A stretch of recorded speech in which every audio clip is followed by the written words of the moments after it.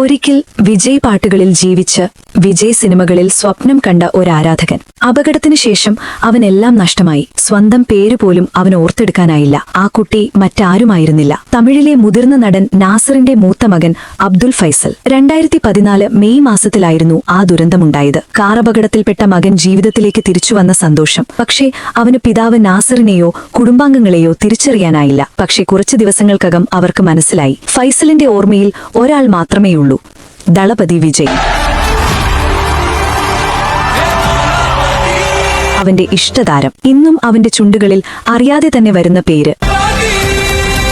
മറ്റെല്ലാം മറന്ന ഒരു മനസ്സിൽ ബാക്കിയുള്ള അവസാന ഓർമ്മ. ഈ സത്യം അറിഞ്ഞപ്പോൾ വിജയ് ഒരു താരമായല്ല, ഒരു മനുഷ്യനായി അവന്റെ ലോകത്തിലേക്ക് കടന്നു. അവന്റെ ഓരോ ബർത്ത്ഡേക്കും തിരക്കുകൾ ഒഴിവാക്കി വിജയ് നാസറിന്റെ വീട്ടിലെത്തും. വലിയ വാക്കുകളില്ല, ദീർഘപ്രസംഗങ്ങളില്ല, ഒരു കൈപ്പിടുത്തം, ഒരു ചിരി, കുറച്ചു നിമിഷങ്ങൾ കൂടെയിരിപ്പ്. അവന്റെ കണ്ണുകളിൽ തെളിയുന്ന ആ സന്തോഷം കാണുമ്പോൾ ഒരു പിതാവിനും അതിനേക്കാൾ വലിയ ആശ്വാസമില്ല. ഇക്കഥ തുറന്നു പറഞ്ഞതും നാസർ തന്നെയാണ്. ഇത് മനുഷ്യസ്നേഹിയായ വിജയിയുടെ മാത്രം കഥയാണ്. ഈ വാർത്ത ഇഷ്ടമായാൽ സബ്സ്ക്രൈബ് ചെയ്യൂ ബബിൾകം മീഡിയ.